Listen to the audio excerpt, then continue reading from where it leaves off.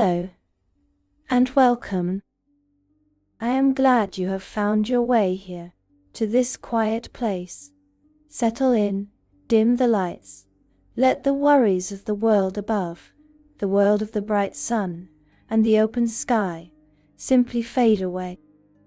There is a world where the sun and moon trace their familiar paths, where the cycle of day and night provides a comforting, predictable rhythm, a world of gentle rain and wide blue oceans, and forests that rustle with the wind. It is a world of mortals, of elves and dwarves and humans, who build their castles and their cities and their lives upon the solid, dependable earth. They live their lives largely unaware, or perhaps in willful ignorance, of what lies just beneath their feet. They tell stories of it, of course, campfire tales for children, to frighten them into obedience, whispers in taverns, by adventurers who claim to have glimpsed its edges, warnings from priests, of a darkness that answers not to the gods of the sun. They call it the realms below, the night below, the Underdark. It is a name that carries a unique weight. It speaks of a place not just without light, but opposed to it, a place not just deep, but impossibly deep. This is not just a collection of caves, it is a psychological space, a realm of the mind. As much as it is a physical one, it is a sprawling, cavernous, continent-spanning void that exists in the deep, crushing pressure of the bedrock of the world. To think of the Underdark is not to think of a single cave. That is a comforting, simple thought. And it is a lie. You must instead imagine a space that rivals the surface world in its sheer scale. Imagine 1,000 lightless oceans. Imagine 1,000 lightless oceans, one stacked on top of the other, connected by winding, claustrophobic tunnels.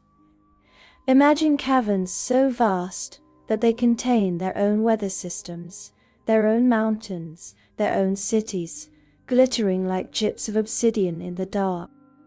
This is a world where the very concept of up and down is the primary axis of travel, where direction is not measured by a compass rose, but by depth. North and south are secondary, almost trivial concerns. When one is trying to navigate a three-dimensional labyrinth, where a single wrong turn could lead you 5 miles deeper, or 5 miles shallower, than your intended destination. And the darkness is not merely an absence of light. It is a presence. It is a physical, heavy blanket that smothers sound, that chills the skin, and that presses in on the mind. It is a blackness so complete that it extinguishes the memory of color. In the Underdark, after days, or is it weeks, the only thing you can be sure of is the frantic, panicked beating of your own heart. And that is a sound that travels. Today, we are going to journey into that darkness. We will peel back the layers of stone and soil. We will leave the sun behind, and we will explore the lore of the Underdark. This is not a simple dungeon, it is a world, and to understand it, we must first understand the very stone it is carved from. The Underdark was not built, it was formed. It is the result of the world's most violent primordial forces, grinding against each other for millennia. Imagine the slow grinding agony of tectonic plates, continents of stone, scraping against each other with unimaginable force, creating faults, chasms, and rifts miles deep. Imagine the fiery eruption of volcanoes, not on the surface, but deep within the bedrock, molten rivers of magma, carving tubes and tunnels as they flow, leaving behind hollow glassy corridors as they cool. Then there is the water. For eons, rainwater from the surface has trickled down, seeping through the soil, finding cracks in the stone. A drip becomes a stream becomes an underground river, and that river, patient and relentless, carves chasms and canyons, creating vast, cathedral-like vaults with all the slow, artistic patience of geologic time. And then there are the diggers, creatures ancient and colossal, that treat stone as we treat soft loam. The purple worm, a gargantuan, mindless engine of hunger, chewing through solid rock in its endless search for prey, leaving behind tunnels that entire cities will later inhabit. The umber hulks, with their diamond-hard claws, burrowing their own chaotic mazes. But this physical creation is only half of the story. The Underdark was also shaped by magic, the very fabric of reality. The weave of magic itself is different in the deep places. It is wilder, more prone to surges and strange, lingering effects. In wars fought before humans first lit a fire, wizards and gods cast spells of such cataclysmic power that they tore the bedrock of the world apart. These ancient magical scars remain, poisoning the very stone with a supernatural radiation.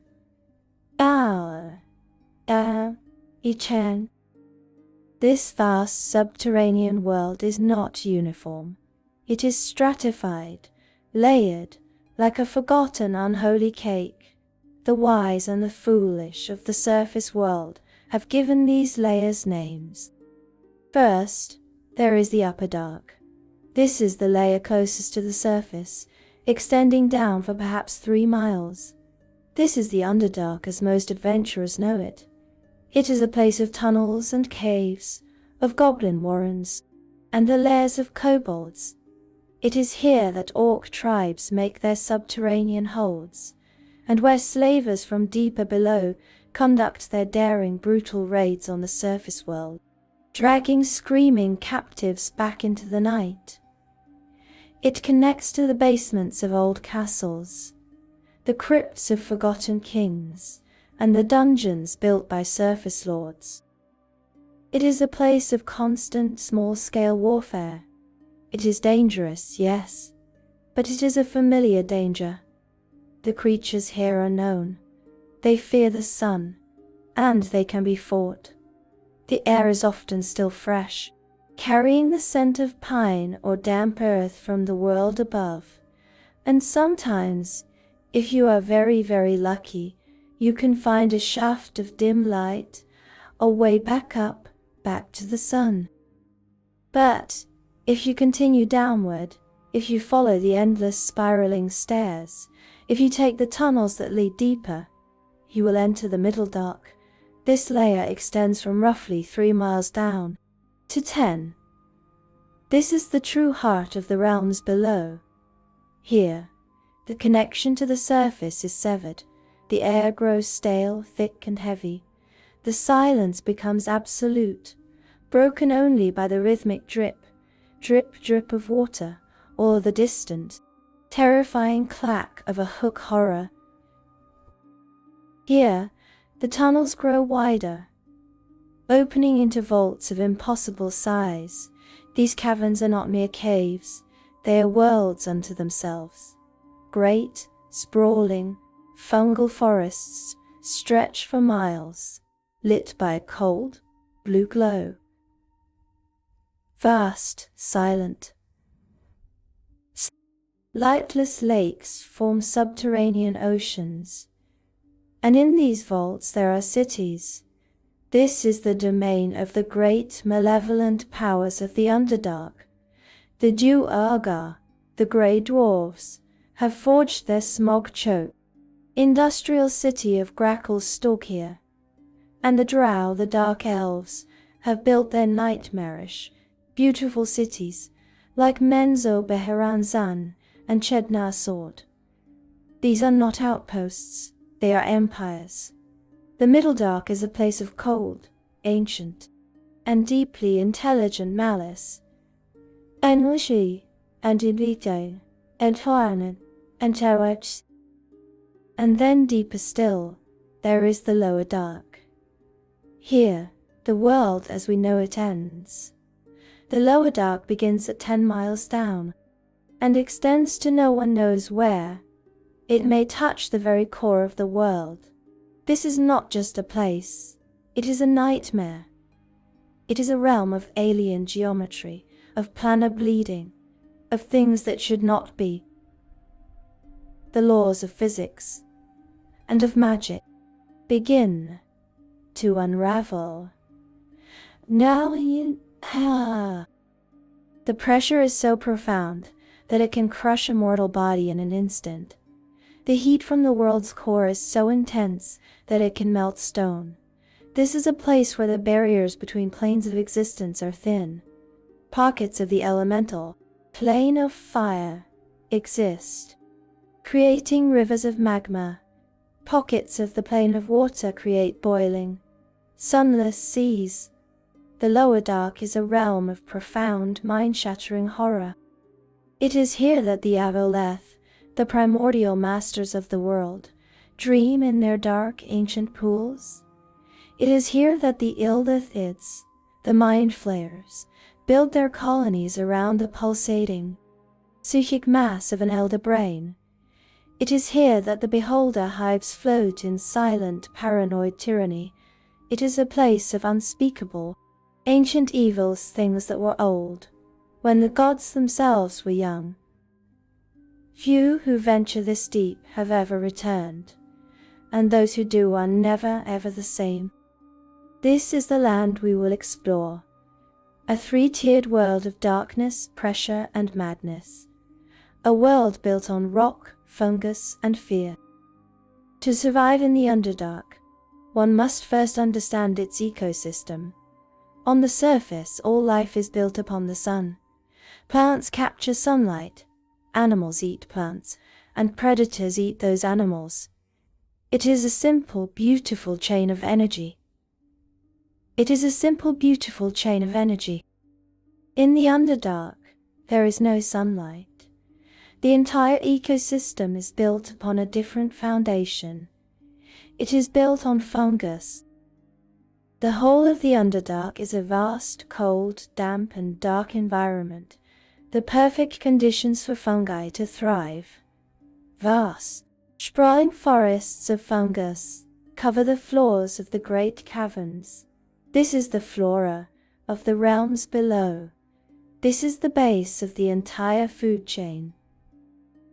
The most important, the tree of the Underdark, is Zerkwood.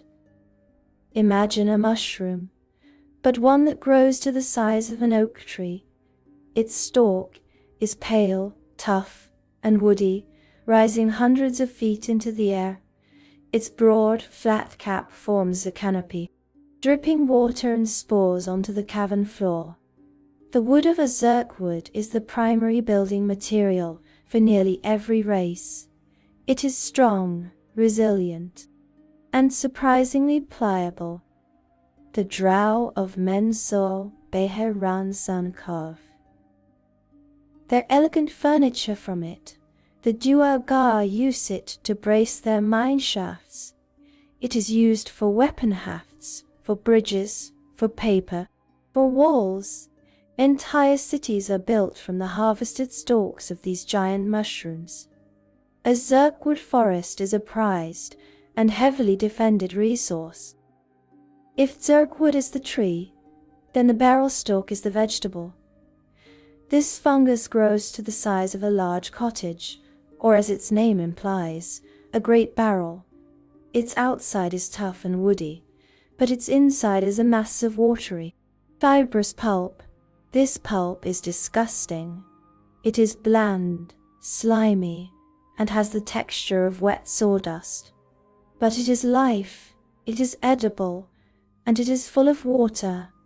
A barrel stalk can be hollowed out to make a temporary home, its tough shell used as a boat, or its insides pulped to create a life-sustaining, if miserable, mush. There are other, stranger fungi. There is ripple bark, a strange shelf-like fungus that grows on cavern walls. It is incredibly tough and dense, with a texture very similar to actual petrified wood. It is almost impossible to work with. But its resilience makes it prized for shields and reinforcing city gates. There is the water orb. This is a small, fist-sized translucent sac of fungus. It is almost invisible, growing on damp walls. But if you find one and carefully puncture it, it is filled with pure, clean, fresh water. In a world where most water is stagnant, poisonous, or guarded, a patch of water orbs is a treasure more valuable than gold. And then, there is the Tim mask, a beautiful pale blue mushroom that gives off a faint ethereal glow. It is tempting to look at, but its danger is profound. If its spores are inhaled or its flesh consumed, it is a powerful, mind-altering hallucinogen. It causes vivid, terrifying, and often prophetic visions. It is used by shamans and madmen, and an unwary traveler who stumbles into a patch of Tim mask spores may be lost for days, trapped in a waking nightmare, screaming at phantoms until a predator finds them. This fungal forest is often lit, not by fire, but by other fungi. Many caverns are filled with a cold, magical bioluminescent moss or lichen. This is the source of the cold, blue-green-white glow that illuminates many Underdark cities. It casts a ghostly, eerie light, creating a false sky on the cavern ceilings, a silent, unmoving aurora of pale color. This entire ecosystem, this world of fungus, supports the fauna. The base of the food chain is not grass, but rot, slimes, molds, and oozes digest the rock, the waste, and the very fabric of the Underdark, and the fungi feed on them. Then come the herbivores. The cattle of the Underdark are the Rothae. Imagine a shaggy, ox-like beast, but with 6 or sometimes 8 legs and a pair of thick, curving horns. They are grim, silent creatures with large, dark, sad eyes that have long ago lost the need for true sight. They travel in great herds, grazing on the fields of lichen and fungi. They are herded by the drow and the duergar for their meat, their milk, and their tough, shaggy hides. Their presence is a sign of a stable, survivable cavern. Then, there are the ambush predators, the cave fishes. These are strange, arachnid-like creatures, about the size of a large dog, that look like a cross between a crab and a spider. They cling to the ceilings of high caverns, often hundreds of feet up. From their bodies, they dangle a long, sticky filament, sometimes 60 feet long. At the end of this lore is a small, fleshy node that glows with a faint, hypnotic, warm light. They wait, patiently, sometimes for days, dangling this lure. A lost, curious creature, desperate for any sign of warmth or light, will investigate. And when it gets close, the filament strikes, wrapping around it. The cave fisher then reels its screaming, struggling prey all the way up, to be dissolved and consumed. The drow, of course, have their own, more specialized creatures. They have bred a form of giant spider, called a steeder, to serve as their loyal wall-crawling mounts. These creatures can scale vertical cliffs and cavern walls, allowing drow patrols to move in 3 dimensions, to attack from the ceiling or the walls of a chasm.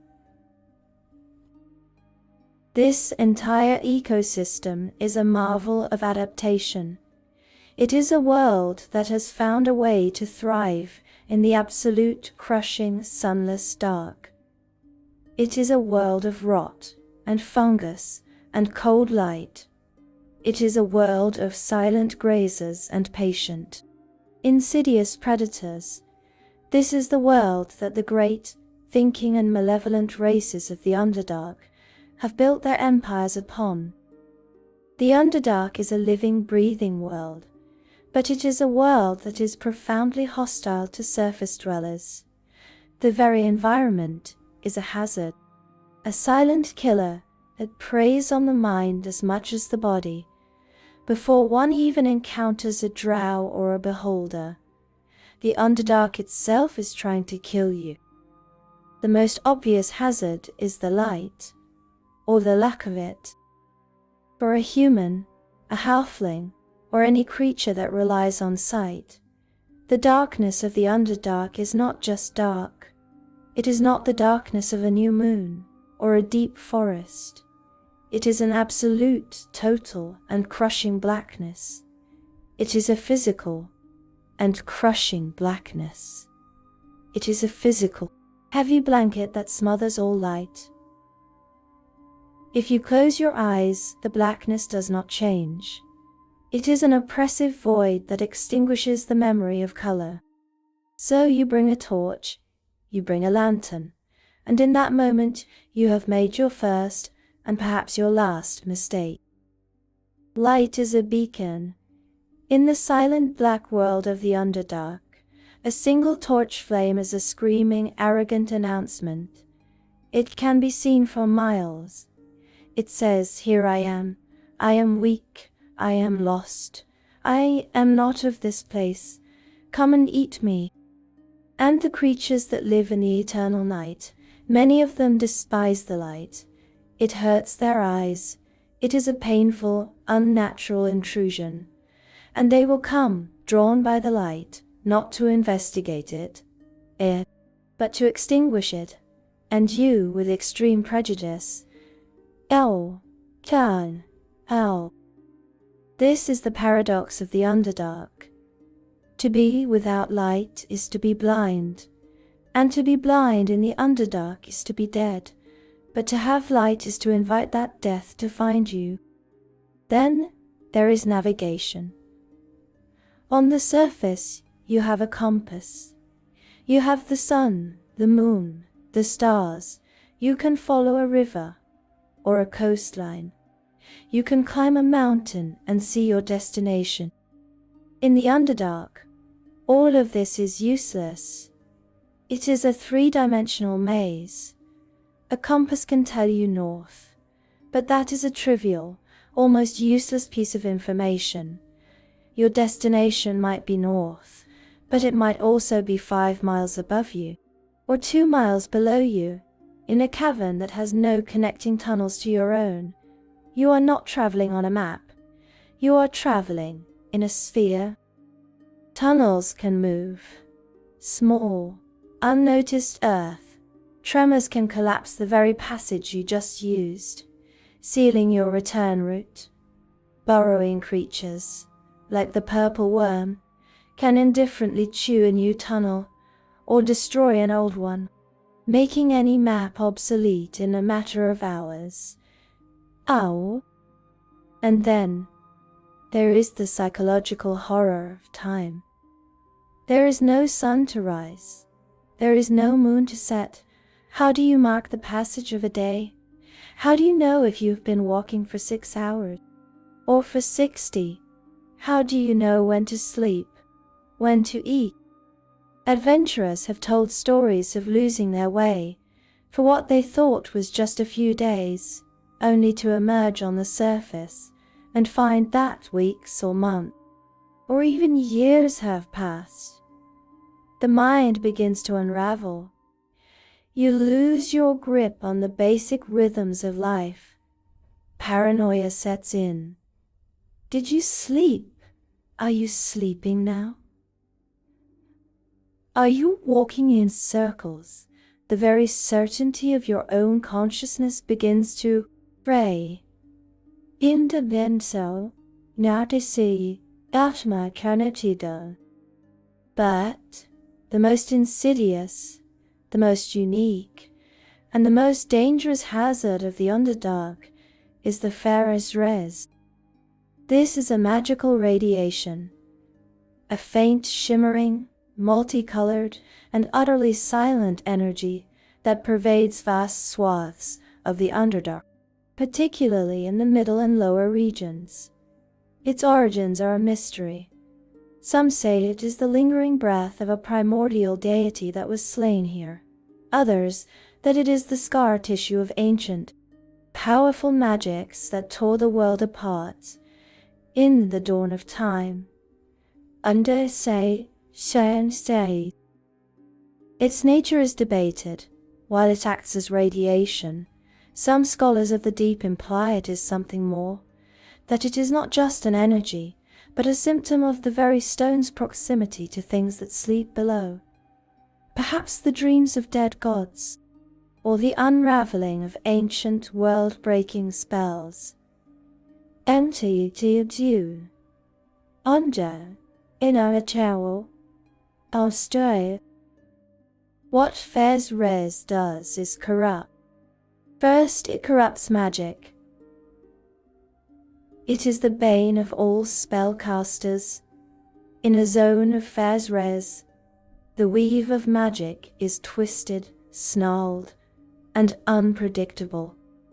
A simple spell of teleportation, a dimension door meant to carry a wizard across a chasm, might fail entirely, fizzling into nothing. Or far worse, it might malfunction. It might send him to a random, unknown location miles away. It might send him into a pocket of solid rock, killing him instantly.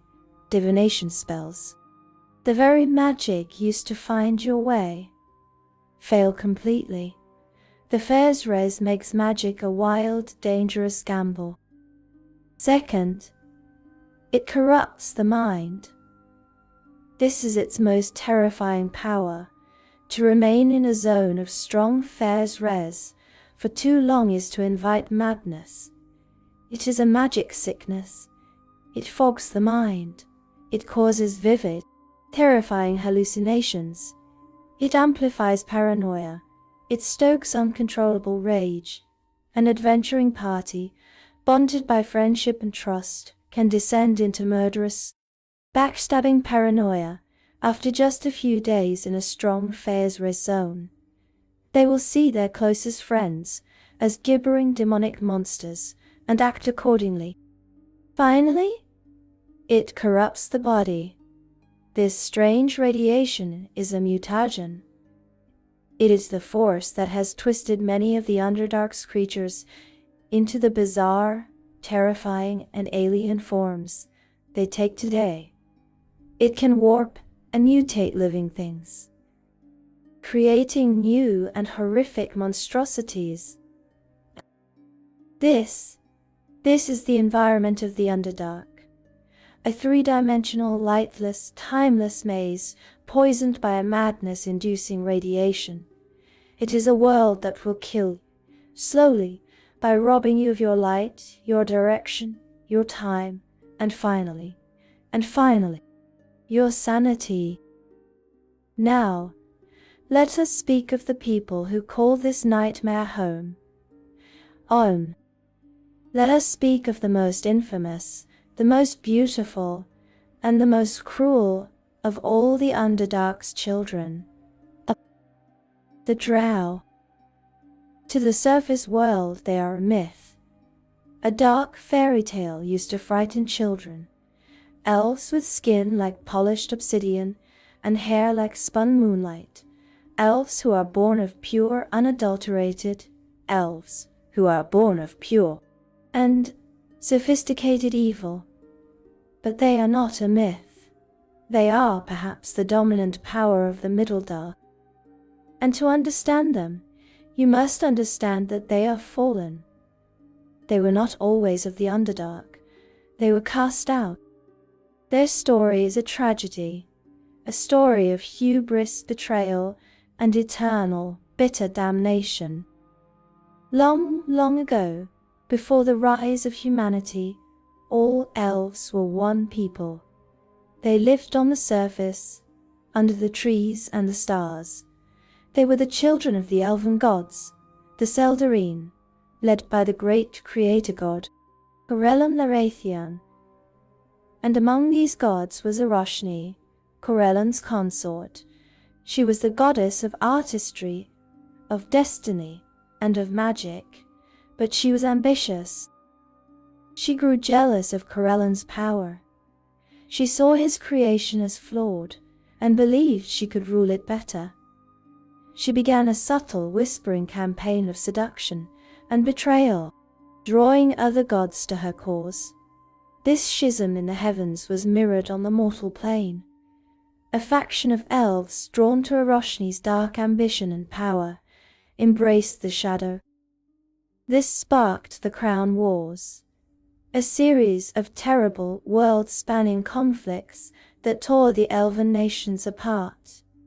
Eroshni, now a goddess of lies and spiders, made her bid for power, and she failed. Corellon Larathian, in his grief and his rage, defeated her. He cast her out of the heavens, out of the Seldarine. She fell into the abyss, where she was transformed, reborn as Lolth, the demon queen of spiders. And her followers, the dark elves who had worshipped her, were cast out as well. The victorious surface elves, their cousins, drove them from the forests.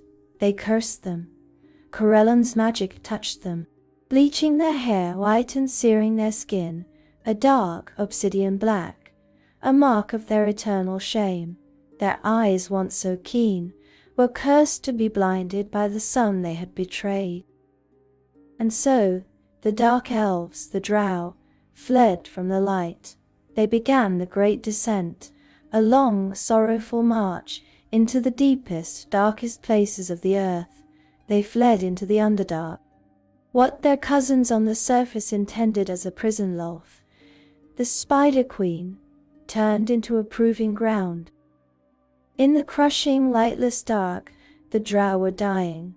They were hunted by the native horrors of the Underdark. They were starving. They were lost. And they cried out in their desperation. And Lolth answered.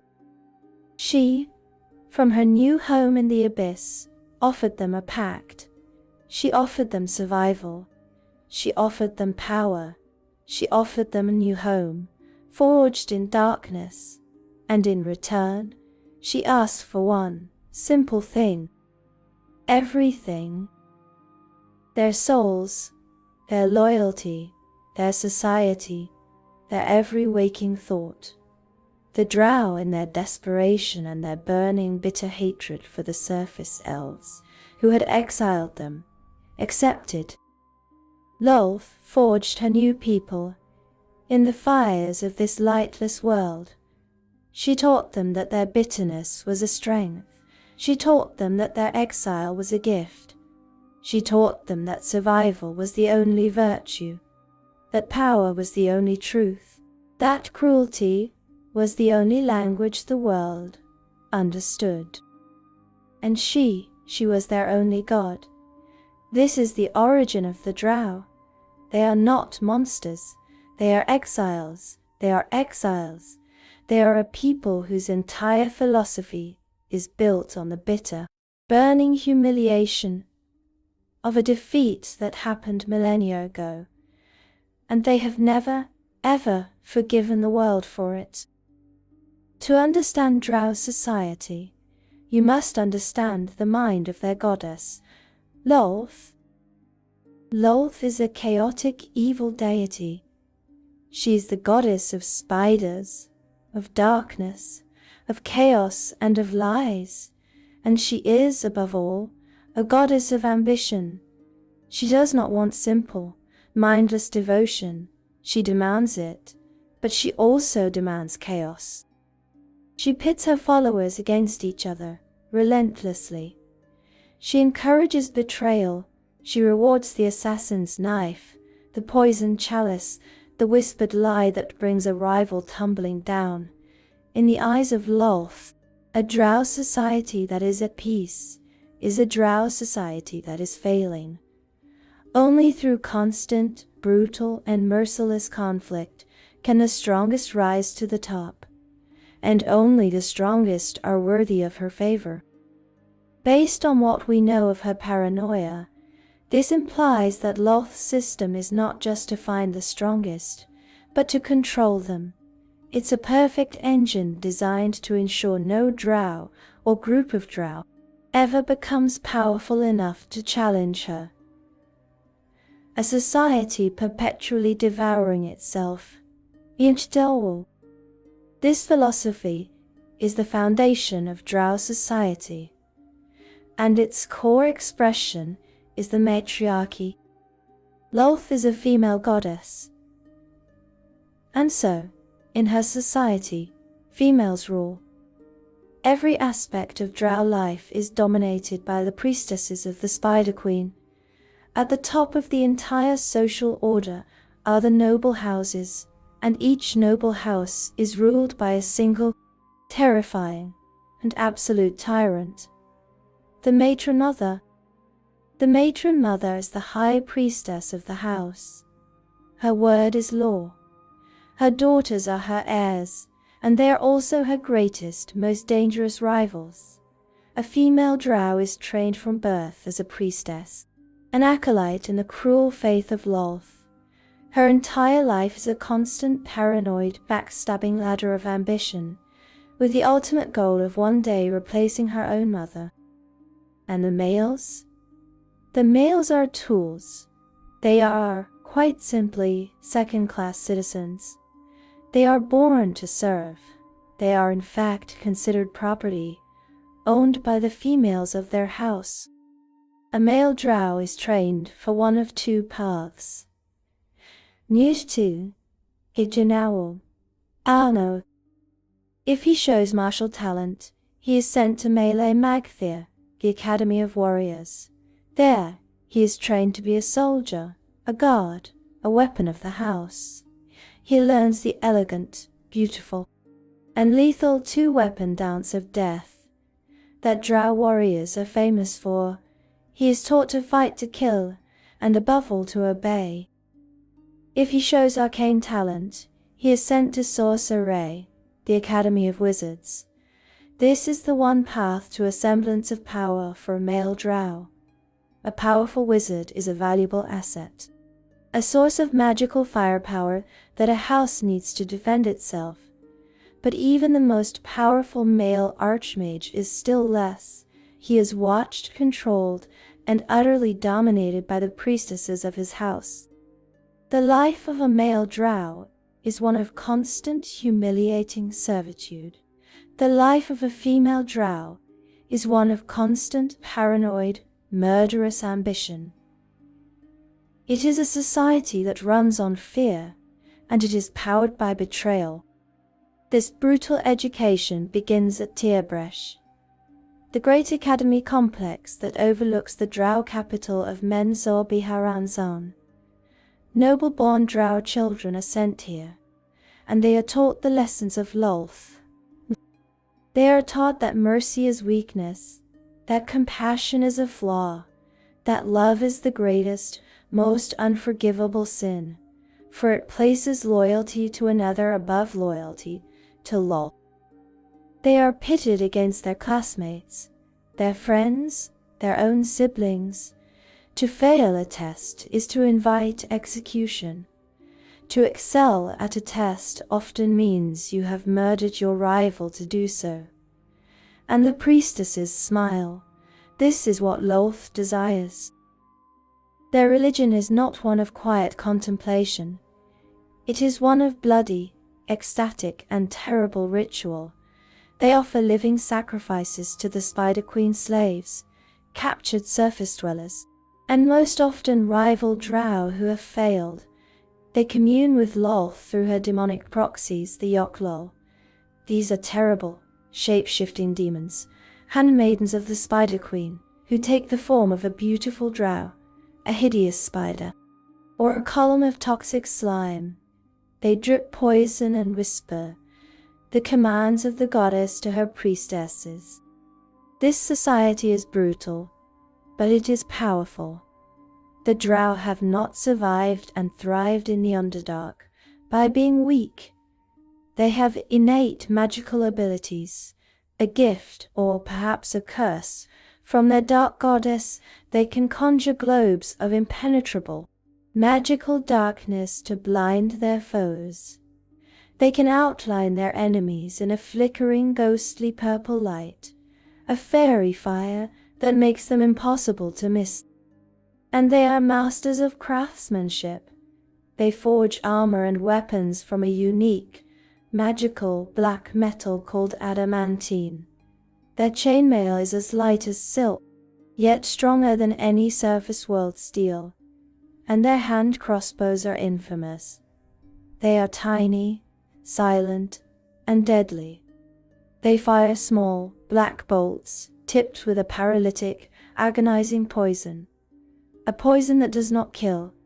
It incapacitates. It incapacitates.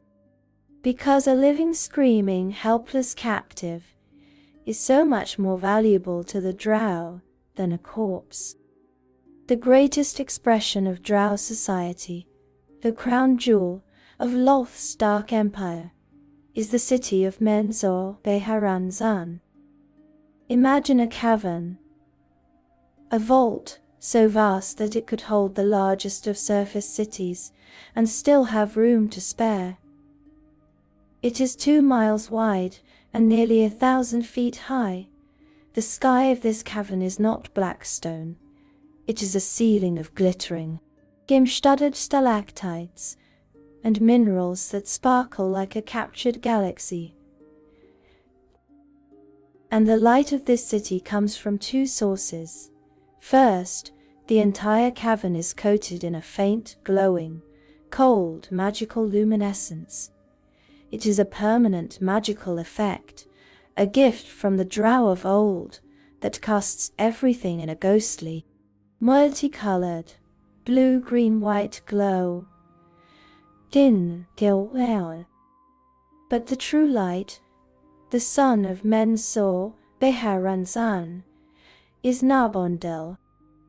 Narbondel is a massive central pillar of stone that rises from the floor of the cavern to the very ceiling. It is the heart and the clock of the city. Every day, at the appointed hour, a powerful archmage of the city climbs Narbondel and casts a spell of great heat upon it. The pillar glows, bright as a forge, a blazing hot white, and then it slowly cools. Over the next 24 hours, the glow fades from a bright, hot white to a dull red ember, and finally back to blackness. This is the 24-hour cycle of the city. This is how the drow mark the passage of time. And in this cavern, they have built their home. It is a place of terrible, alien beauty. The city is not built on the cavern floor. It is built on great, rising plateaus of stone. Spindly, elegant towers, carved from black stone and solidified magic, rise like the filaments of a spider's web, connecting to the walls, the ceiling, and the floor, bridges of pure, magical force arc over the great chasm that splits the city. Every building is a work of art, cold, precise, and utterly without warmth. This city is a walking tour of drow philosophy. It is ruled by the noble houses. There are perhaps 60 of them, but the true power lies with the top 8, and at the very pinnacle is House Bainray. House Bainray has ruled Menzoberranzan for millennia. Its matron mother, Yvonne Nell Bainray, was a creature of such ancient power, such profound cruelty, that she ruled the city with an iron, web-covered fist for over 2,000 years. Her first son, Gromf Bainray, is the archmage of the city. The other houses, like House Golarin, known for its wizards, or House Fey branch, an ancient and traditionalist power, all exist in a state of constant cold warfare. They plot against each other, they assassinate, they sabotage. The most famous, of course, is the tale of House Duerden, the house that was destroyed, the house that produced the most famous surface dweller of all, Dris Duerden. The story of his rejection of this society is perhaps a tale for another time. Intinuer, insisida, I'm Westawar Garnon, and Surianawi. The key locations of the city tell its story. High on a plateau, overlooking the entire cavern, is Tierbresh. This is the great academy complex. This is where the drow are indoctrinated. It is here you find Melee Magthea, the Academy of Warriors, and Sorcerer, the Academy of Wizards, and at the very peak, the Arak Tinalith. This is the great spider-shaped temple of Lolth, where the female priestesses are trained in the bloody, ecstatic rituals of their faith. The floor of the city is not a floor at all. It is a chasm, a great gaping maw in the earth. This is where the city's waste is thrown, and it is also where failures are thrown. A drow who fails a test, a slave who disobeys, a rival who is defeated, all are tossed into the chasm, to be devoured by the things that live below. There is, of course, a bazaar. This is the one place in the city where outsiders are tolerated, though tolerated is a generous word. Here, in the dim multicolored light, you can see Jew-Urgar merchants, heavily armed, trading their steel for drow poisons.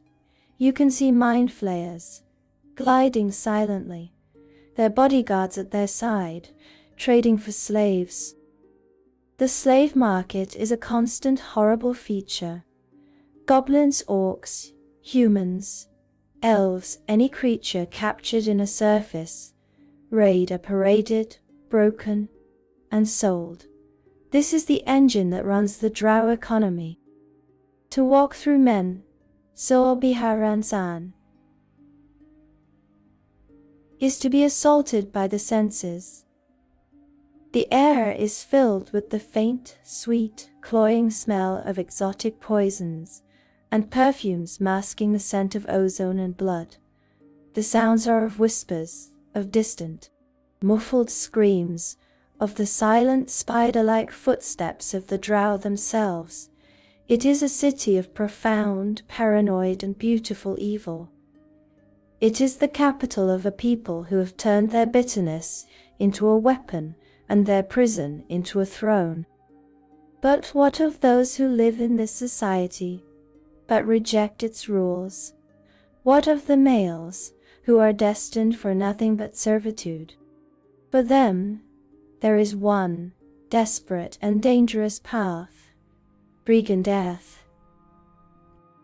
If men Zo Beharan San is the defined, rigid, beautiful, and cruel spider's web brigand, Dethe is the renegade spider that walks freely upon it. They are a mercenary band. But that is too simple a term. They are an information broker, a thieves' guild, an assassins' league, and a political power all in one. And they are made up, almost entirely, of rogue males. They are the dispossessed. They are drow from fallen houses, commoners with too much ambition, and warriors and wizards who refuse to live under the heel of the matriarchy.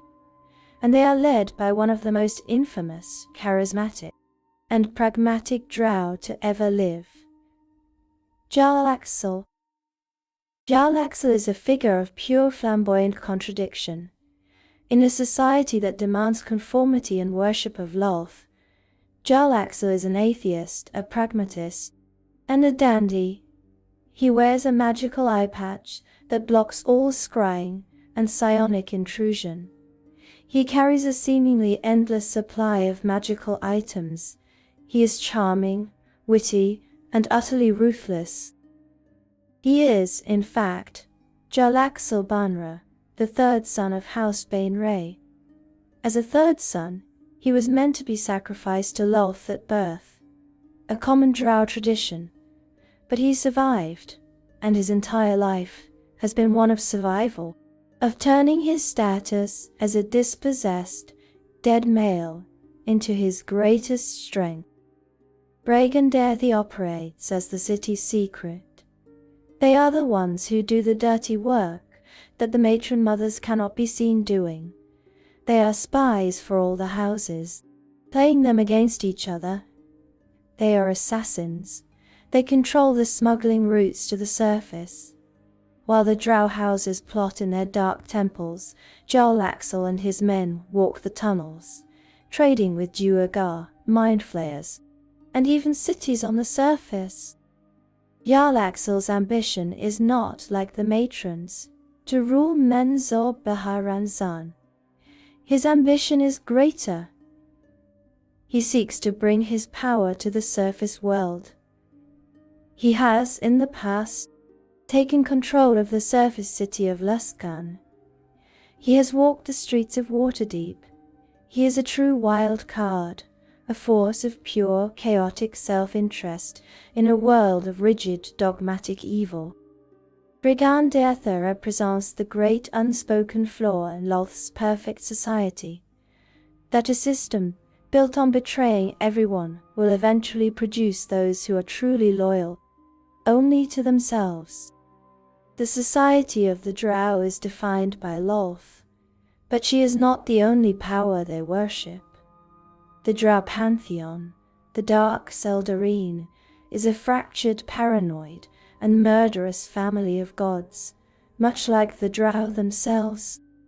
At the center, of course, is Lolth, the Spider Queen. She is the goddess of chaos, spiders and lies. Her dogma is simple. Power is the only truth, and it is gained through betrayal, ambition, and cruelty.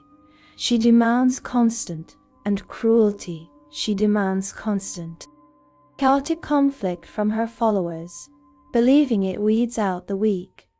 She is the absolute, undisputed master of Drow society in cities, like Menzo Beharanzan. But she has rivals. Chief among them is her own son, Veyron, the masked lord. Veyron is the god of Drow males.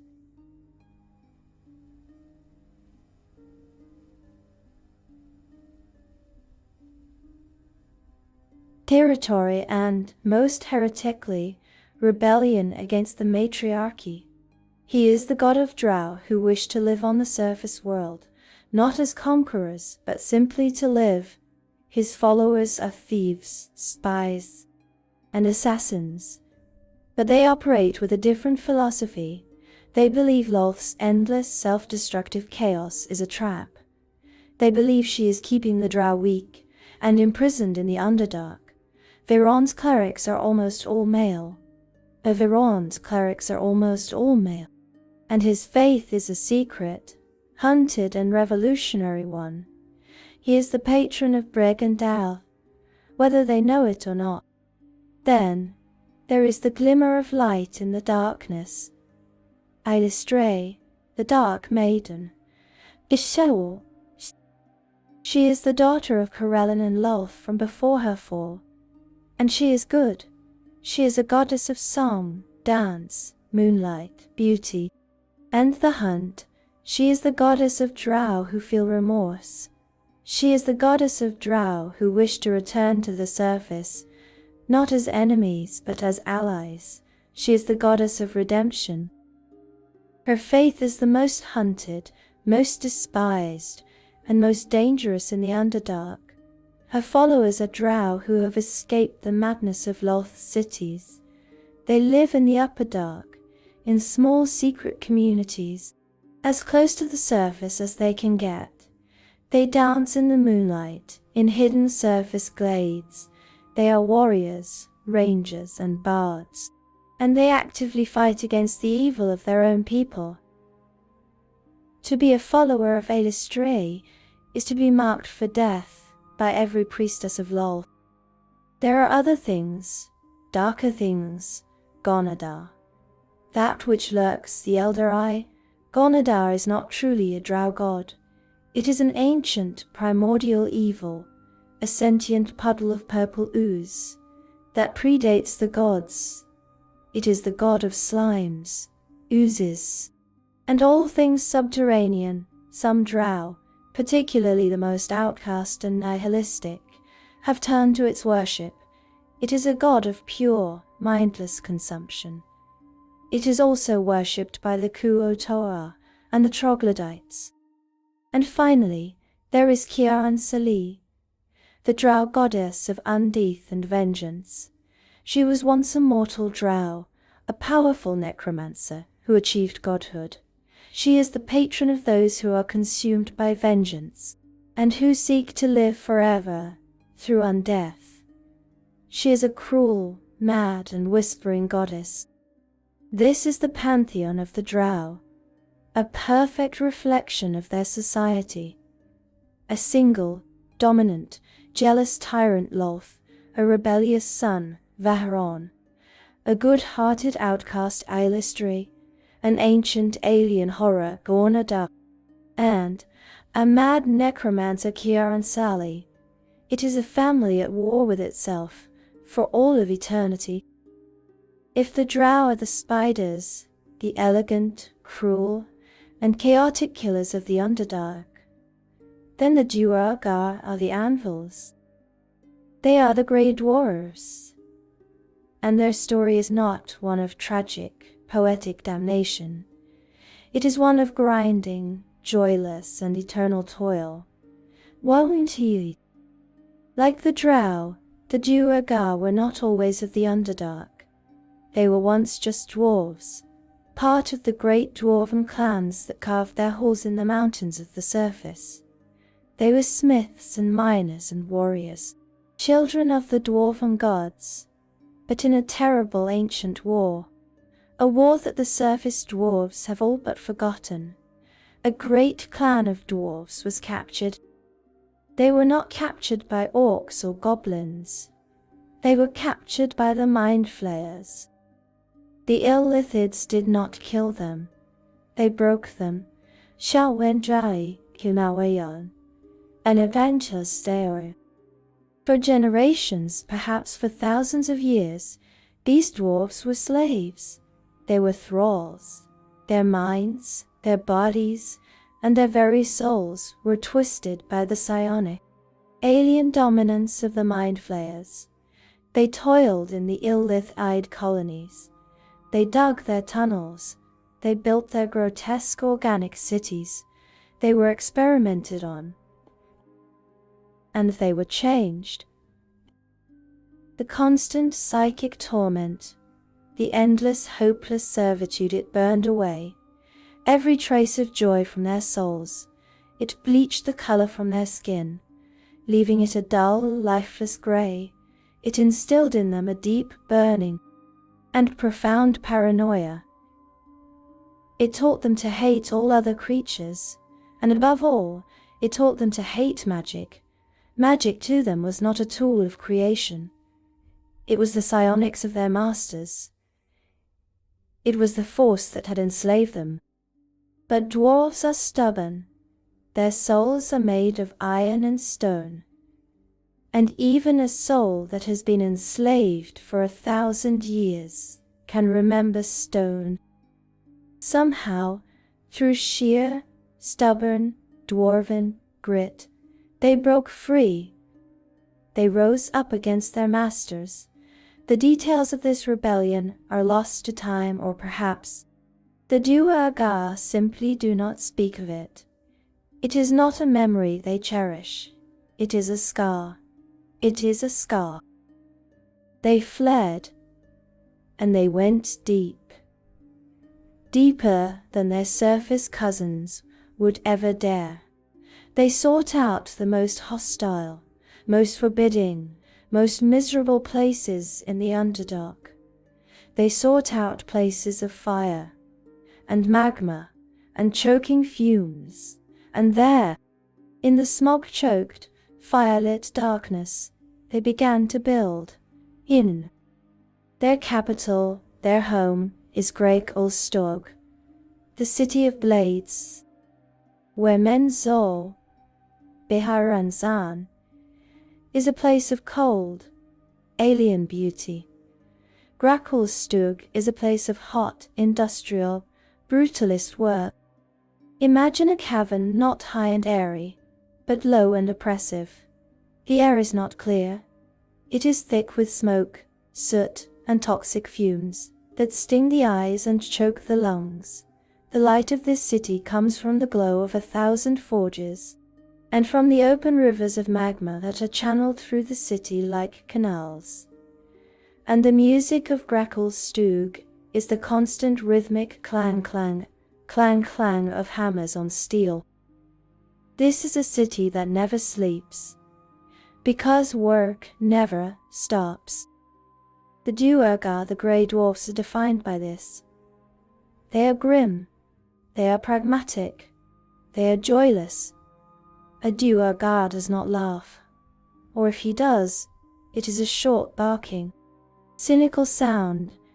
They see the world as a place of toil, and the only comfort is in the accumulation of wealth, not for the joy of it, not to buy beautiful things, but for security. Because the Duergar are paranoid, they live in a constant state of abject fear. They fear their drow neighbors, who they see as fickle and treacherous. They fear deeply the mind flayers who they know are still out there, in the deep, and who they know will one day come back for them. And they fear each other. Each other. Duergar society is a rigid, caste-based, clan-based system. It is ruled by the Deep Kingdom, by King Holger Steelshadow, but the true power lies with the great lairds of the smithing clans, who command the forges and the wealth. And they are slavers. This is the dark, terrible irony. The Duergar, who were once slaves themselves, have built their entire economy on the practice, like the drow. They see all other races as tools. But where the drow are creative in their cruelty, hand it into you, the Duergar are efficient. A slave to a Duergar is a piece of machinery. You work it until it breaks, and then you melt it down and get another one. Their city is filled with kobolds, orcs, and goblins, laboring in the suffocating heat of the forges, their lives measured in hours. But the Duergar have secrets. Their time as slaves to the Illithids left them with more than just scars. It left them with gifts. The psionic energy of their masters seeped into them. It changed them. Every Duergar has the innate, magical ability to enlarge themselves. In a flash they can grow to the size of an ogre, their strength increasing tenfold. And more terrifyingly, they have the ability to turn invisible. This psychic scar, this gift from their masters, suggests that the mind flayers didn't just break their bodies but fundamentally rewrote their very souls. Their profound paranoia is more than a reaction. We can assume, based on Illith ID methods, that this fear, this distrust was intentionally implanted, a control mechanism that persists even generations after their liberation. Imagine a 7-foot-tall, gray-skinned, invisible dwarf with a giant warhammer walking the streets of a city filled with paranoid, backstabbing slavers. This is the reality of Great-Olstog. Their paranoia is so profound that their thieves' guild is a secret even from itself. It is called the Empty Scabbard. Its members do not know they are members. They are activated by secret, psionic triggers, and code words. They perform acts of theft and assassination, and then have the memory wiped. How do you fight a conspiracy that doesn't even know it is a conspiracy? Their craftsmanship is legendary. It is, after all, their dwarven heritage, but it is not art. A drow weapon is beautiful, elegant, and cruel. A Duergar weapon is a brick of perfectly forged, brutalist, efficient death. They make the finest steel, the strongest armor, the most reliable crossbows. They are not innovators, they are perfecters. And their god reflects them. They do not worship the dwarven gods of the surface. They have rejected them. Their god is Lar-Durgur, the Grey Protector, the god of grim, joyless, the god of grim, joyless determination. Their clerics are not healers. They are taskmasters. Their religion is work. This is the second great power of the Underdark. The grinding, coughing, paranoid, and invisible engine of industry that fuels its endless, lightless wars. We have spoken of the darkness and the grey, of the spiders and the anvils, but in the oppressive, malevolent gloom of the Underdark, there are flickers, small, precious, and easily extinguished flickers of good. Let us speak of the Sverfneblin, the deep gnomes. They are the third people, the ones who did not fall and were not broken, the ones who chose to live in the deep.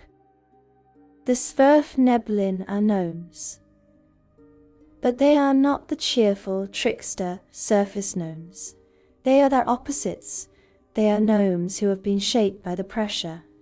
They are as grim, in their own way, as the Duergar. They are as secretive as the drow, but they are not evil. They are survivors. Their skin is the color of the rock they live in, gnarled, gray, and brown. Their faces are wizened, old even in youth, and they are silent. A deep gnome does not speak unless the words are more valuable than the silence they break. They are the masters of camouflage. They are the stone, and the stone is them. Their story is one of incredible resilience and profound tragedy. Ancient Isle. For centuries they lived in their hidden city, Blingdenstone, the city of speaking stones. It was not a city of stone. It was a city within the stone. They did not build so much as find. They would find a cavern and they would coax the city out. They would coax the city out of it. Their magic is not the flashy, arcane blasts of the drow or the psionic rage of the Duergar. Their magic is illusion. A deep gnome can walk past a drow patrol, and the drow see only a rock. A deep gnome can blur their form so that the arrows of the goblins pass right through. They can hide in a way that is profound. Blingdenstone was a marvel, a city hidden in plain sight. They carved their homes directly into the cavern walls, and then used their illusions to make the doors, the windows disappear. To a traveler, Blingdenstone looked like an empty, uninteresting cave. And they lived in peace. Well, peace as it is understood in the Underdark. They were neutral. They traded with everyone. They would trade their gems, their perfectly impossibly cut gems, to the Duergar for steel. They would trade their rare, cultivated fungi to the drow, very, very carefully for information. They were the great neutral party. Their society was one of work, but not the joyless toil of the Duergar. It was the joyful work of creation. The males were the miners. They were the prospectors. They talked to the stone. They would ask the stone where the gems were, and the stone would answer. The females were the heart of the community. They ran the city. They were the farmers of the fungal patches. They were the weavers of information. And their god reflected this. Kalor Doran's smooth hands. The deep brother, the god of the stone, the god of protection. But nothing in the Underdark lasts. The drow of Menzor, Behar Ranzan, ruled by their paranoid goddess, could not tolerate a city that was not theirs. They coveted the location of Blingdenstone. They coveted its wealth, and so they came. The drow invaded Blingdenstone. Einjin Sao, Anchananikau Esail. The deep gnomes fought. They fought with their illusions, their traps, their earth magic. They bled the drow for every single inch of their city. But they were gnomes, and the drow were an army. Blingdenstone fell. Waan Inan. He said. It was a massacre, but not a total one. The deep gnomes in their final act of defiance collapsed their city. They buried the drow and themselves in tons of rock. The survivors, the few survivors fled. They fled to the one place they had never dreamed of going. They fled to the surface. They arrived in the dwarven city of Mithril Hall, battered, broken, refugees, and they lived for generations in exile. But the stone remembers. Recently, the descendants of these survivors have returned. Led by their brave new leaders, they have reclaimed Blingdenstone. It is not the city it was. It is a ruin. It is a ghost town. It is haunted by the spirits of the slain. It is overrun with monsters, with oozes and spiders. But it is theirs. Their return to this haunted ruin is a powerful statement. This suggests that they are not the same gnomes who fled. The stone remembers, but it also hardens. This new generation implies a shift in philosophy, one less about hiding and more about reclaiming. And the deep gnomes are back. They are rebuilding. They are retaking their home. They are a tiny flicker of light of hope in the crushing dark. And in the Underdark, a tiny flicker is blinding. Sue. The history of the Underdark is a history of empires lost and found. We have spoken of the empires of evil, and the small hidden holds of good. But there is another city that bridges both worlds, a legend of dwarven kind. We must speak of Gauntlgrim. Long ago, in the age of the great dwarven empire of Delzun, Gauntlgrim was its masterpiece. It was a city of impossible wonder, a mythic forge said to be blessed by the gods themselves. It was built by dwarves, yes, but in cooperation with gnomes and humans. It was a beacon of civilization in the deep, a testament to the power of craft and cooperation. But Gauntlgrim fell. It was overrun, first by Illithids, the Mind Flayers, who saw its power and coveted it. They twisted its deep holes into places of horror. Then, they in turn were driven out by the Duergar, who claimed the city's dark, magma-filled forges for their own.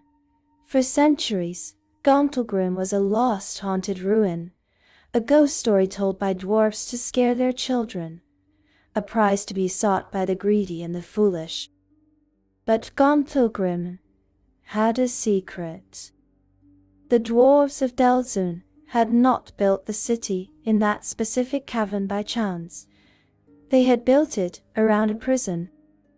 Deep beneath the city, in a chamber of obsidian and magic, slept a primordial, an engine of pure elemental destruction, Megara the Dawn Titan, a being of pure, sentient, unending fire. The Illithids and Duergar had not just come for the city. They had come for the primordial. They sought to harness its power, to use its eternal fire to power their hellish forges. For centuries, the city lay dormant, a battlefield for monsters, its greatest secret sleeping fitfully below. And then came the reclaiming. The legendary dwarf, Bruno Battlehammer, king of Mithril Hall, companion of Dris Duerden, set out on a quest. He sought to find the lost legendary city of his ancestors. He led an expedition of dwarves and gnomes, and humans into the deep. He fought the Mind Flayers. He fought the Duergar. He battled through the haunted halls, and he found it. He found the great forge of Gauntlgrim. And he woke the primordial. The eruption of Megara sent shockwaves across the land. It caused earthquakes and volcanoes, but it also reignited the great forge. For the first time in millennia, the heart of Gauntlgrim was beating once more. Bruno and his allies reclaimed the city. Today, Gauntlgrim stands as something new. It is not just a dwarven city, it is a bastion. It is a multi-racial stronghold of good in the very heart of the Upper Dark. The Sverfneblin refugees from Blingdenstone live there, dwarves from Mithril Hall, and Ironmaster Man. Its walls. It is a fortress, a sanctuary, and a symbol. It is a symbol that the Underdark can be reclaimed, that the darkness is not absolute. We have spoken of the peoples of the Underdark, the Drow, the Duergar, the Sverfneblin. They are recognizable. They are elves, and dwarves, and gnomes. Twisted, yes, but familiar. They are mortal. Now we must go deeper. We must speak of the things that are not familiar, the things that were here before, the true masters of the lower dark, the elder evils. Let us first speak of the Aboleth. The name is a secret, a wet sound. The Aboleths are primordial. They are fish, but that is like saying a dragon is a lizard. Imagine a creature 30 feet long, a vast slimy blue-green eel-like body, 3 red eyes stacked vertically in its prow, a gaping maw full of teeth, and long whipping tentacles. They live in the sunless sea, the great lightless underground oceans of the lower dark. They are immortal. They do not die of old age, and their memory is perfect.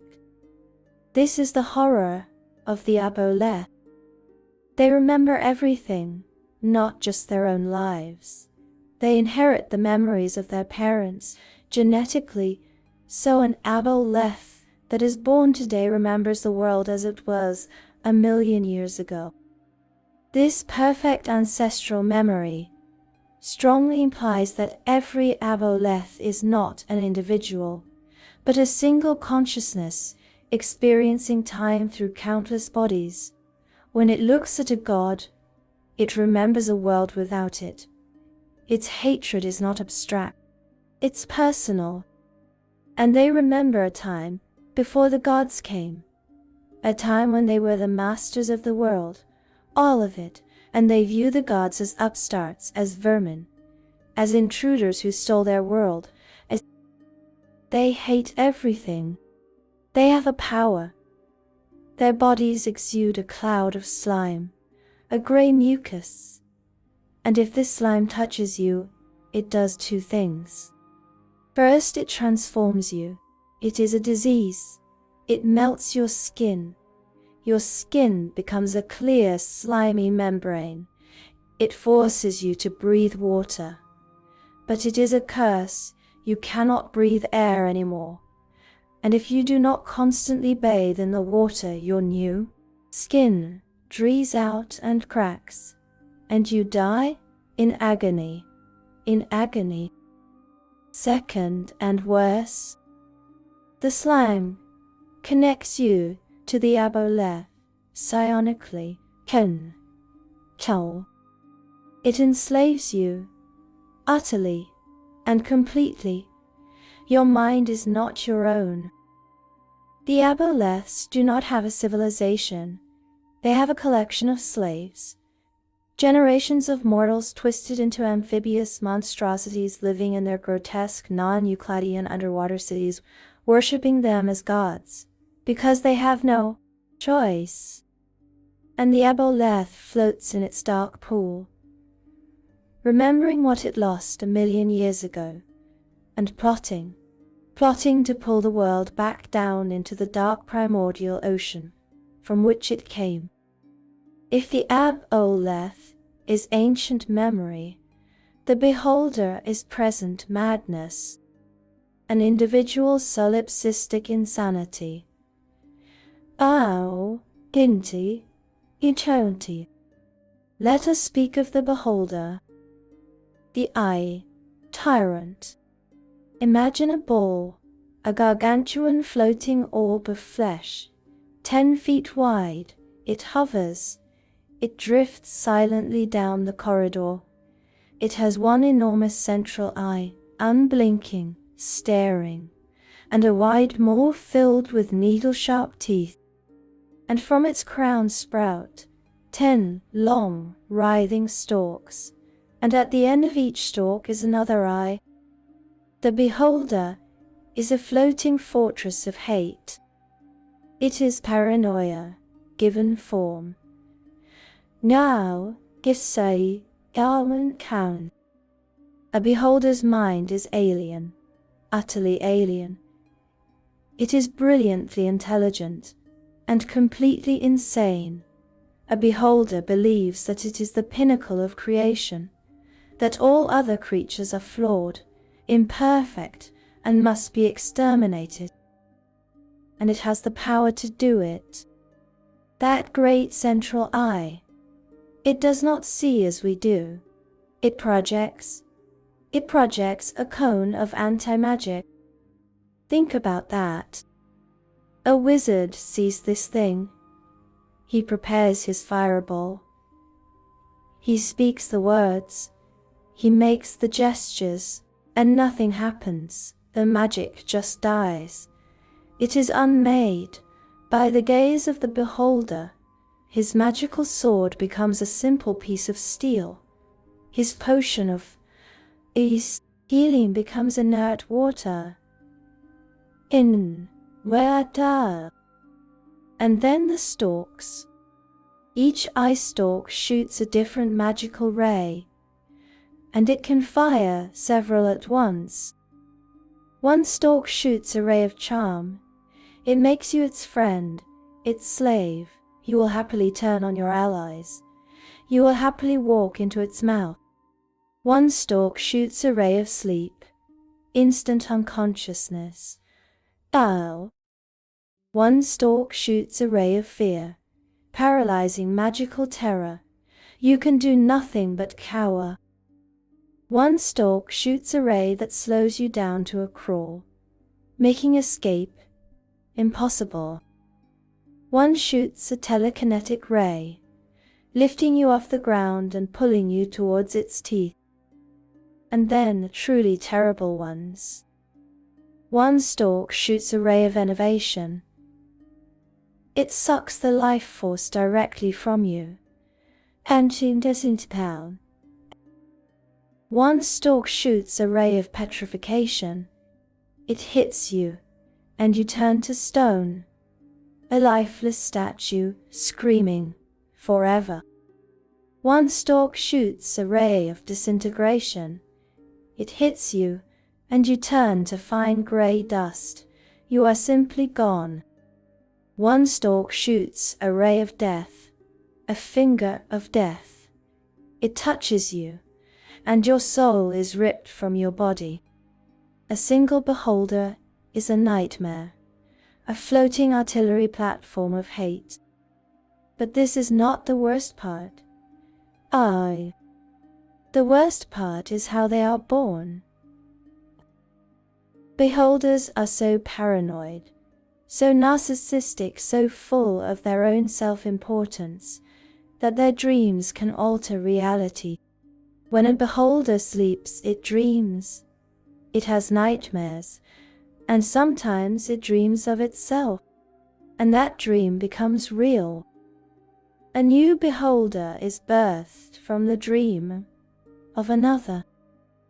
But here is the madness. The dream is never perfect, because the beholder is paranoid. It dreams of itself but with a flaw, or a difference. The new beholder might have its eye stalks in a slightly different pattern. Its skin might be a different shade of green. Its teeth might be shaped differently. And the original beholder wakes up, and it sees this new creature, this abomination, this deviant, this mockery of its own perfection. And it hates it. Beholders despise beholders more than anything else in the multiverse. They live alone, in vast caverns carved out by their disintegration rays. Their lairs are an extension of their paranoia. Vertical shafts that cannot be walked, mazes, traps, all designed to kill anything that approaches. Sometimes, a particularly powerful beholder, a hive mother, can use its mind to dominate other beholders, and it forms a beholder hive, a city of these monstrosities, all floating in a cavern, all hating each other, all bound by the tyranny of the key. 1. It is a place of pure terror. And they dream other things into existence, not just beholders, but servitors, gazers, little floating eye stalks, death kisses, orbs of flesh, with blood-sucking tentacles, all manner of floating eye horrors. This is the insanity of the beholder, a force of nature that unmakes magic and births nightmares from its own vanity. If the aboleths are the past, and the beholders are the mad present, then the illithids are the future. Let us speak of the illithids. You know them by another name. Mind flayers, indarkers. The very name is a violation, a flaying of the mind. The illithids are not from here. They are alien. They are intruders. For decades all we knew was that they were from beyond the stars. But ancient texts and planar scholars suggest they may not be from a distant star, but from a distant future. Our future. This theory suggests they are refugees fleeing a doom at the end of time. They are the last survivors of a galaxy-spanning empire that was finally and utterly destroyed. They fled through time itself to this present, our past, to escape their doom. This implies that their empire isn't just an ambition. It's an attempt to rebuild what was already lost. And they hate us. Look at them. They are a parody of a humanoid, tall, slender.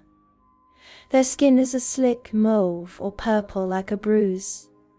Their hands have only 3 long slender fingers, and their heads, oh their heads. They have no face, no eyes as we know them, only 2 pale white orbs, no nose, no mouth, only a cluster of 4 slimy writhing tentacles that obscure a secret horror, a circular maw lined with rows of leech-like teeth. They are psionic, their minds are weapons.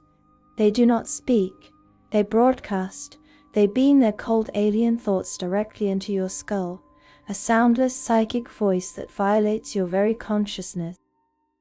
They can stun you with a psionic blast, a wave of pure mental force that freezes you in place. You are paralyzed. You are awake. You are aware. But you cannot move. And then they feed. They live on brains, specifically the brains of sentient creatures. The ill-lithide gourd its paralyzed victim. It raises its hands. Its tentacles writhe in anticipation. It grasps the victim's head. The tentacles slither over their face, prying at their mouth, their nostrils, their ears.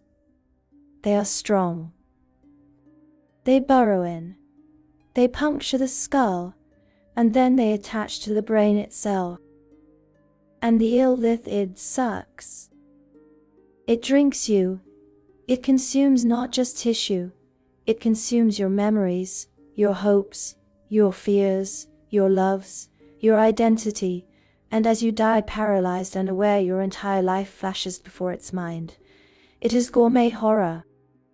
They reproduce in a way that is even worse. It is called seromorph, cis.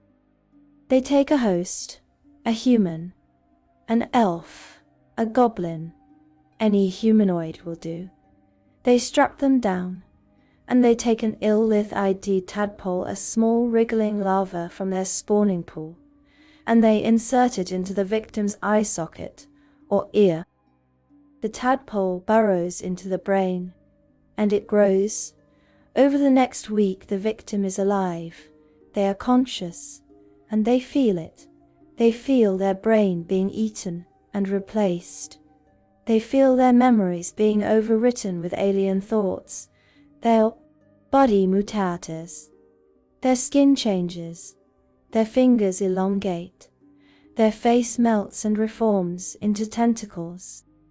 And at the end of the week, you are gone, and a new mind flayer stands where you stood. They live in colonies, and at the heart of every colony is the elder brain. When a mind flayer dies, its brain is removed from its skull and tossed into a great briny pool. There it merges with all the other dead brains into a single gargantuan pulsating psychic mass. This is the elder brain. It is the hive mind. It is the god of the colony. It controls every ill-lithid in the colony telepathically. It is their archive, their ruler, and their prison. For all their power, an ill-lithid is a slave to its elder brain. And the elder brain is afraid. It knows that any ill-lithid that gets too old, too powerful, and too independent is a rival. And so, when a mind flayer reaches the peak of its power, the elder brain consumes it, adding its knowledge to the collective and eliminating the threat. The ill-lithids are the reason the Duergar are broken. They are the reason the Gith race is locked in an eternal war. They create other monsters to serve them. The Grimlocks, the blind cannibals of the Underdark, were once human. The ill-lithids captured them and twisted them into a servitor race, slaves and food. They created the intellect devourer, a walking brain with legs, a spy that can consume a person's mind and wear their body like a suit. Their goal is simple: to rebuild their lost empire, to enslave all sentient life, to turn the entire world into a docile farm of brains. The Underdark is crowded. We have spoken of the great powers, the empires, the elder evils. But the shadows between these great, terrible cities are full. The tunnels teem with life.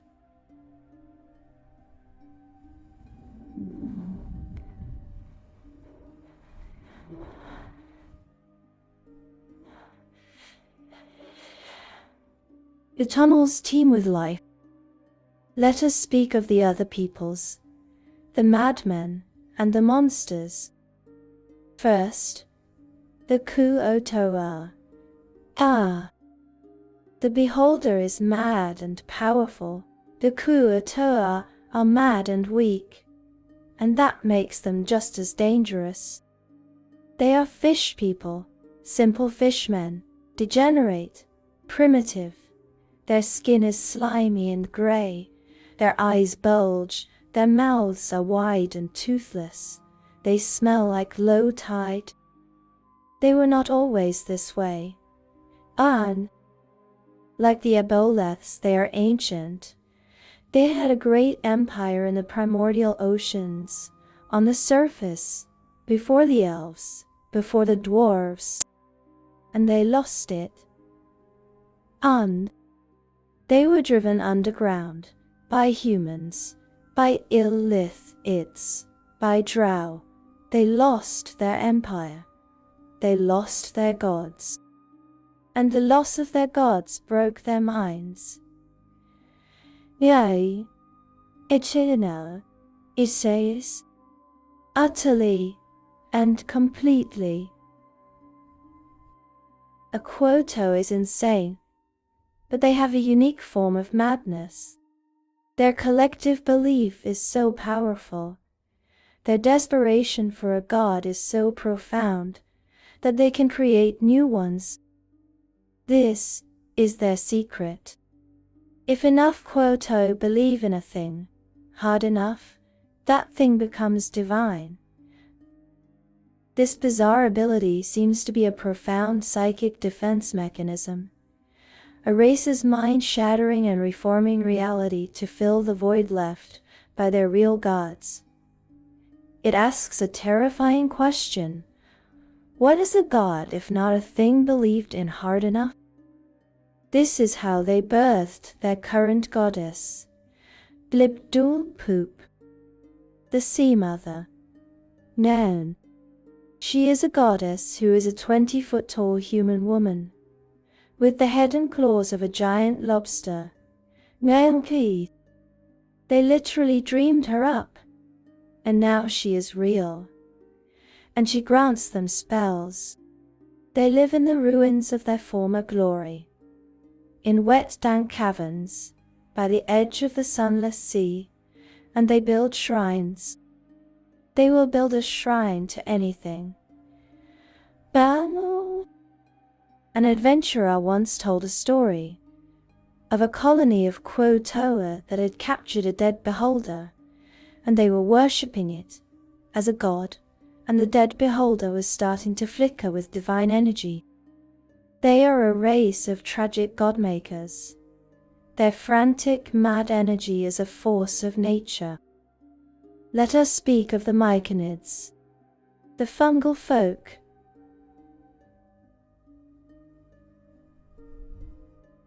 And see, they are not like the others. They are mushrooms that walk, humanoid mushrooms. Their bodies are puffy and pale. Their heads are wide fungal caps.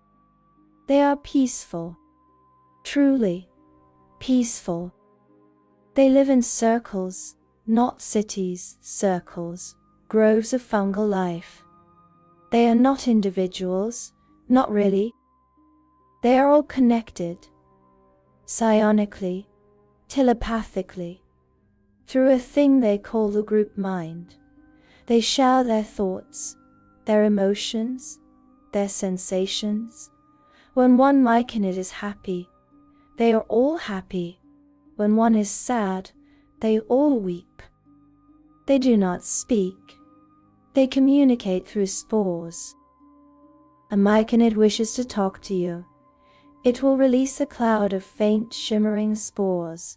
You breathe them in, and suddenly you are part of the conversation. You feel their thoughts as emotions, peace, welcome, curiosity. It is a profoundly beautiful and alien experience.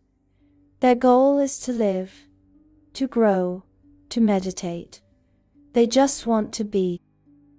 But the Underdark corrupts everything, even peace.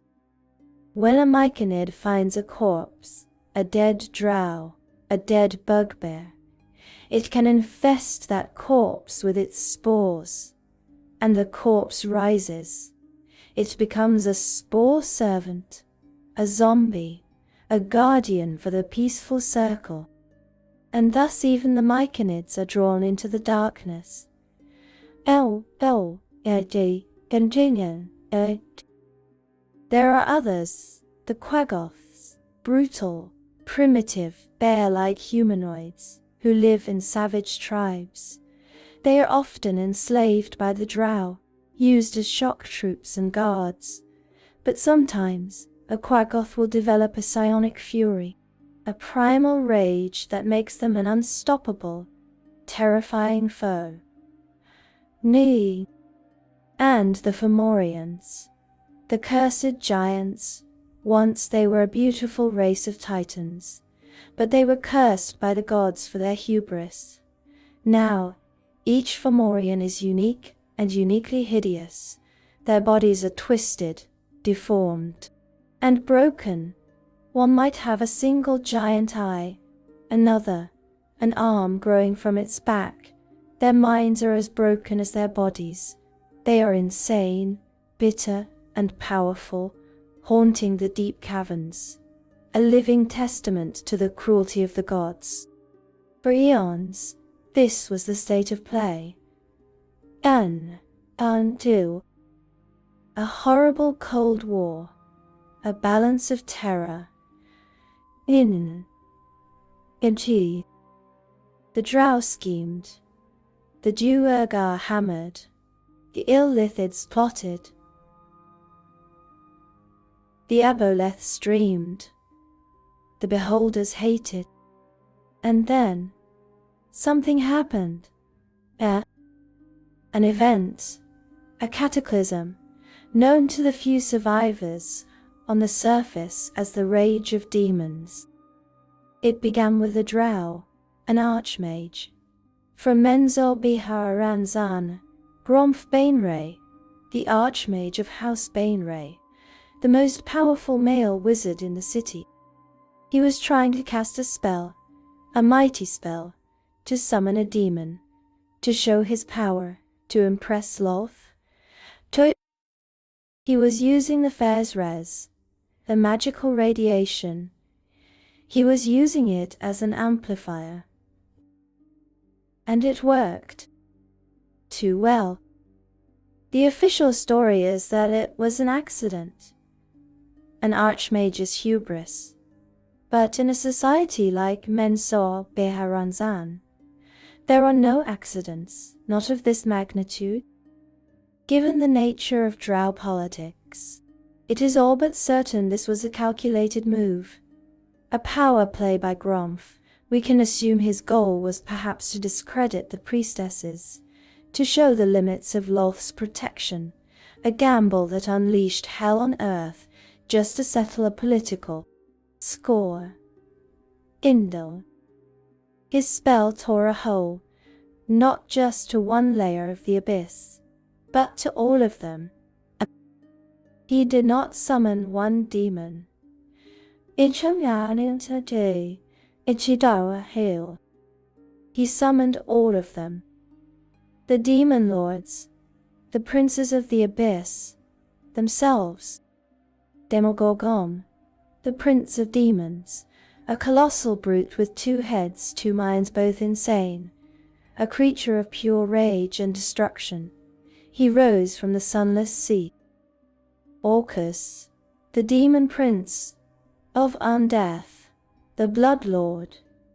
He appeared in Menzor Biharanzan itself and began to raise armies of the dead.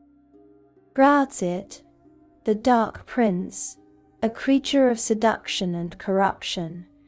He set up a court in a drow city and began to twist it to his own image. And Zugmoy, the demon queen of fungi. She found the myconid.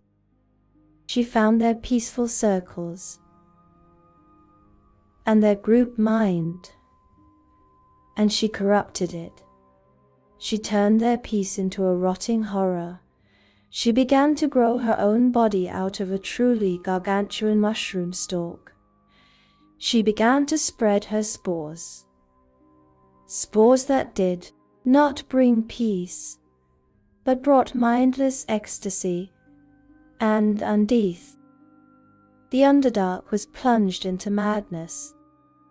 It was no longer a cold war. It was a hot one. The demon lords carved paths of destruction. They brought their war with them.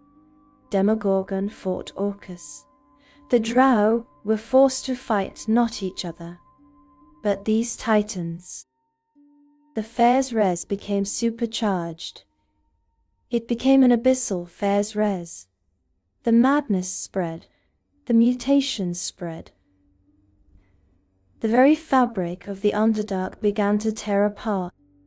This is the Underdark, a tinderbox of hate and fear and ambition. And all it takes is one spark to set it all ablaze. And so we emerge. We blink, our eyes aching, not from light, but from the lack of it. The Underdark, it is not a place to be conquered. It is not a dungeon to be cleared. You do not win the Underdark. It is a place to be survived. 9. It is an environment so utterly hostile to mortal life, to sanity, that just passing through it is a victory. It is a world of cities built on betrayal, of people forged by slavery, of flickers of hope in a sea of despair. It is a place of alien intelligences that dream of our destruction. And it is a place of mad gods birthed from mad minds. It is the darkness beneath the skin of the world, and and the true danger, the reason it is so terrifying, is not the monsters, or the drow, or the dark. It is the psychological toll, the paranoia, the madness, the Faes Res, the things it does to your mind. You can leave the Underdark, but it never truly leaves you. You will forever check the shadows in your room. You will forever listen for the faint clacking sound. You will forever wonder if the darkness you saw down there is now inside you, waiting. Thank you for listening, for traveling with me to this dreadful place. If you enjoyed this journey and wish to explore other shadowy corners of lore, please consider liking this video and subscribing to the channel. It is a small flicker of light in the great dark. Until next time, sleep well and dream of light and